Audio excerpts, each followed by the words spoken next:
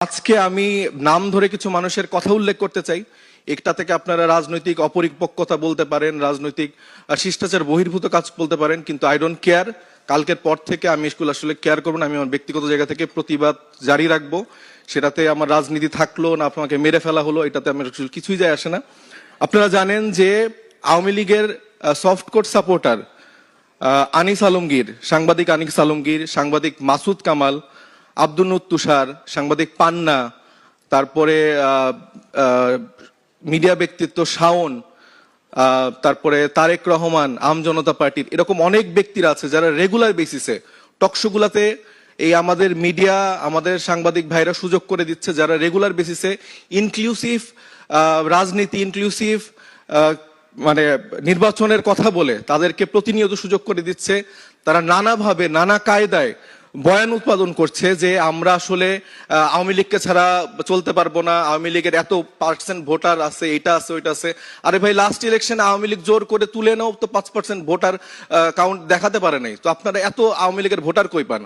প্রথম আলো একটা প্রথম সারির মানে সংবাদপত্র, সেখানে নানা কায়দায় আওয়ামী লীগকে প্রাসঙ্গিক করা হচ্ছে।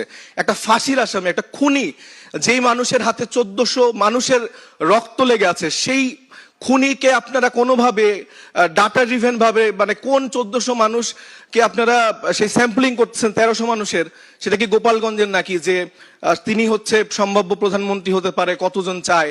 তো এগুলা কি ধরনের স্যাম্পলিং? এটা আপনারা তাকে কিভাবে তার ফাঁসির রায় কার্যকর করা হবে, কিভাবে দেশে আনা হবে, সেই দিকে খেয়াল করেন। এই আনিস আলমগীর গতকালকেও সে সেলিব্রেট করতেছে, সে নেহেরি খেতে যাচ্ছে, সে ব্যাকগ্রাউন্ডে মিউজিক দিয়ে সে প্রোফাইলে তার হচ্ছে যে দুঃখ দুর্দশা দেখাচ্ছে যে আহারে হাদি খুব ভালো ছিল।